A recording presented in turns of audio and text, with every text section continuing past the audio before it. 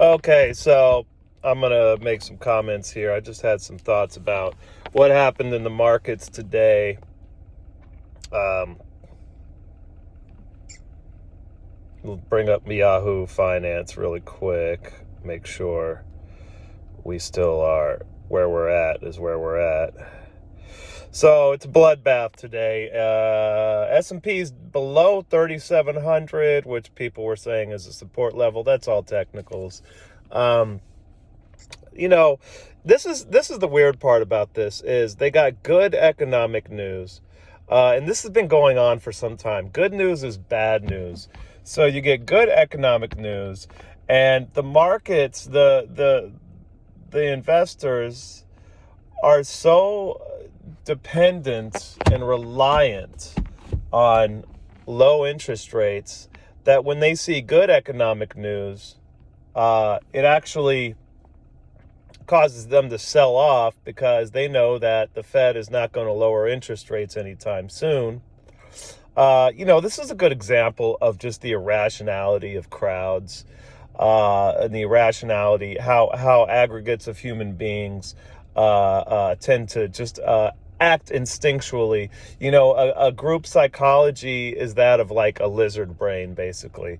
But I think there's also something deeper going on here. I think that you have contradictory policy objectives between the administration and the politicians and the Federal Reserve. Now, the Federal Reserve essentially wants to create an economic slowdown. They say they don't want a recession. They say they think they can prevent it from becoming a recession if they keep raising their interest rates and if they keep selling their assets. But I think I think they understand that the only way out of the inflation we're seeing would be a recession. At the same time, the policymakers in D.C., outside of the Federal Reserve, the government policymakers, from the politicians to the administration, they want unemployment to stay low, which would contradict your Federal Reserve's objectives.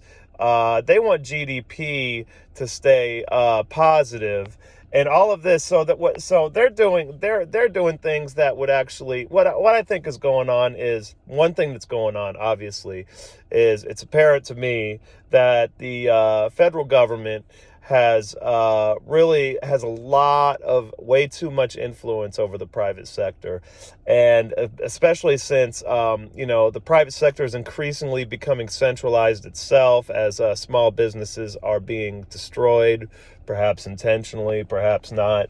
And so the federal government has a symbiotic relationship with most of the larger established enterprises out there.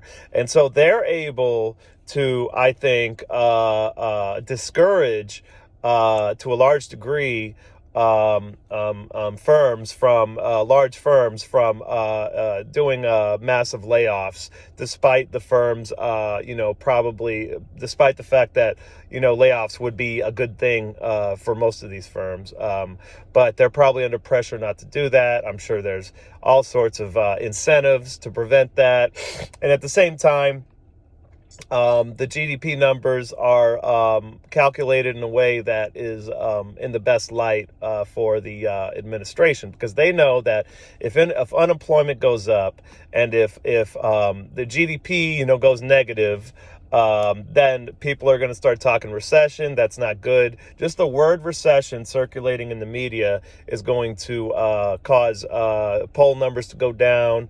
And even though we just had an election, especially the administration, they want to start getting their poll numbers up. So you have the two institutions that are nominally also part of the same larger institution, but each one has their own separate objectives: the Federal Reserve and then the federal government, and they're actually contradicting each other. So it's a strange situation. And then you have the markets, which are basically doing the opposite of what we would expect. It's almost impossible to predict this market, it seems. But that's my feeling on it. It's pretty insane. And it's not sustainable. This is not sustainable. So, the big debate for the past year or so has been when will, or if and when, the Federal Reserve will pivot. And maybe that's another reason why the Federal Reserve is being so cautious, especially with the quantitative tightening. So I think that, they're under pressure not to do a Paul Volcker situation, obviously. Even though it turned out Paul Volcker was right in as far as what he was doing, by most accounts, right? People like Jeff Snyder would always have a contrarian opinion on that. But yeah, so I think that the Federal Reserve is actually even contradicting itself in a lot of ways. And the end result is, as I said before, when you try to please everybody, you end up pleasing nobody. And that's what's happening here. They're trying to please everybody, and it's going to end up not pleasing anybody. It's going to blow up in their face. But then again, let's always remember, never underestimate the ability of bureaucrats and politicians to kick the can down the road. I've made that mistake many times, but the end result is going to be that nobody is satisfied, that everybody is upset about the situation. So that's where we're at. It's kind of interesting. Contradictory policies, which means you're not going to get anywhere. Stagnation, which would be fitting because all of our institutions are stagnating.